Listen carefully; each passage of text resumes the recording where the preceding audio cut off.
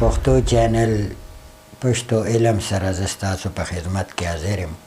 ناظرین السلام علیکم. نو موږ سره یو متل دی چې څه کرې هغه برېبې،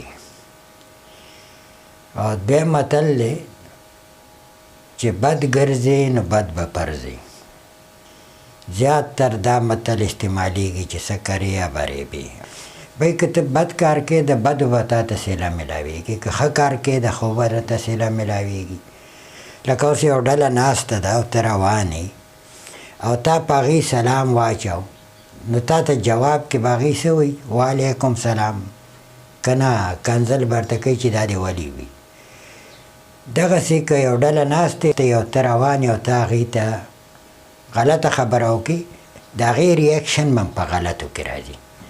یو خو دا شو. بل دا که ګورې یو کس دی د هغه د لاسه بد کېږي، نو د هغه څوک تعریف نه کوي، د هغه خلک بد بیانوي. هغه چې کوم کار هم کوي نو هغه ته د بدو صله میلاویږي.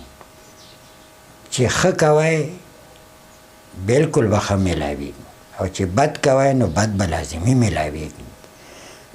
که هغه مخکې او که وروسته یو ټایم به تا ته د دغې یو سبق میلاویږي.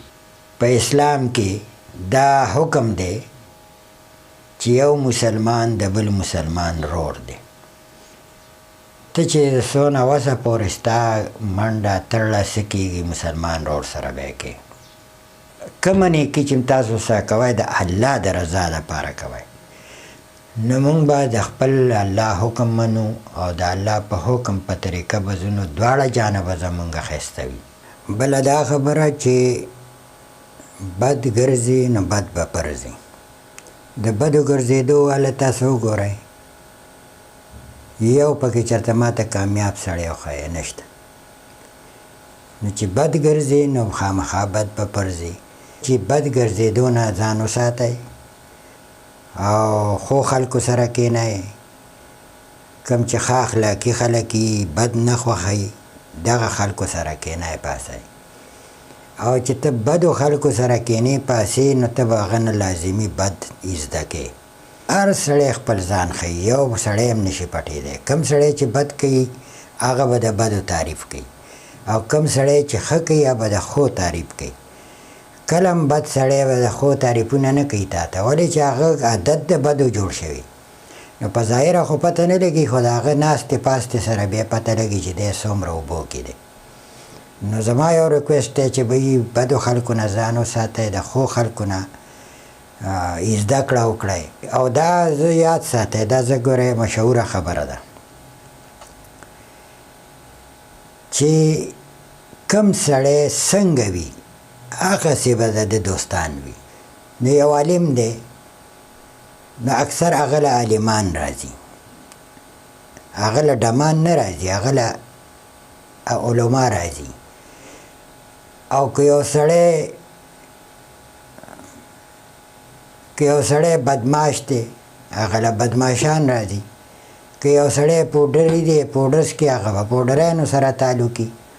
که یو سړی چرس کې چرسي دی هغه به چرسیانو سره تعلقي.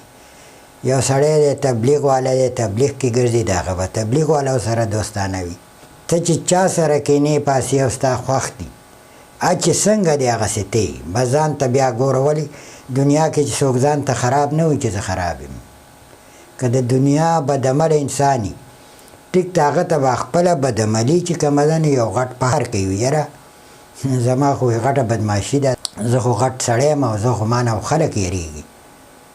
او خبر نه یي چې خلک ستا نه نفرت کوي، د دې نفرت د وجه هم تا نه خلک یېرېږي.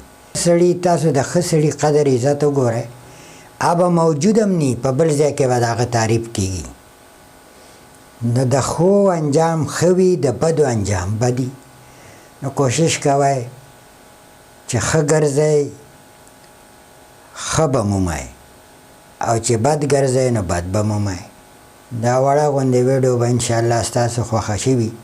زما د طرف نه صرف دا انشاءالله کوشش دی چې زه دا صرف دومره وکړم چې زما په ذهن یا د کتاب یا د څه نه زه یو شی زده کړم، او زه یم چې راځي د خپلو بچو ته، د سټوډنټانو ته، دې ته دا زه ورسوم. او چې یو کس ته هم ترې فایده ورسېده نو د هغې به الله پاک مالا اجر راکوي. او نیکسټ ویډیو کې به بیا ملاقات کوو. د هغې پورې اجازت غواړم. الله هم خوشحال آباد لره. السلام علیکم.